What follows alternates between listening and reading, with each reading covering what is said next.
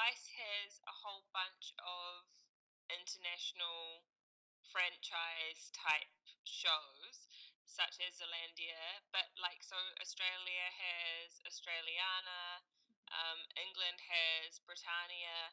Like, there was this kind of wave of franchisable series.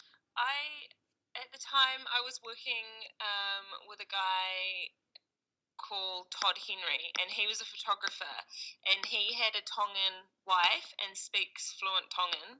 And so when we started talking one night, and he was like, when I went over to Tonga last time, I found a whole group of people who started talking to him because he had an American accent. All of these deportees started talking to him and were like, "Hey man, how's it going? Blah blah blah." And he ended up forming, like good relationships with specifically Ela, who you see on the documentary. And I said this would make a really great Zealandia ep, and I ran it past New Zealand On Air, the funding body, and said, "Is this a strong enough link to New Zealand?"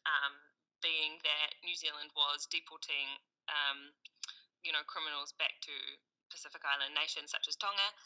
And they said yes. And so I started to do some research alongside Todd and started writing all of the shoot beats and started thinking, how is this going to be a story that reflects the issues but is very much told through the eyes of the individuals, and that the individuals should be very much on the participants. So I directed and produced. So even though it just says producer in Vice, that's just a Vice code, but actually I directed and produced. And I wrote, and I wrote the piece as well in terms of what beats we needed for it to make sense, and I also asked all of the questions. I directed camera. I think that I'm always a better director if I have people who know what they're doing with cameras, because I don't want to be fiddling around with camera settings when I could actually just be talking to somebody and getting to know them. Because often, when you're not spending, we were only there for 9 days, and we had a little bit of trust and rapport prior to that 9 days. But if you're going and you're like suddenly on the ground, as much time that you can spend with your participants as a director and producer, it's the most important thing, right? So yes, whilst it was shot beautifully, I had people who I trusted to get the shots that I needed, and of course I was going, we need to get that, we need to get this, we need to get that, how are we going to transition from here to here, that kind of stuff.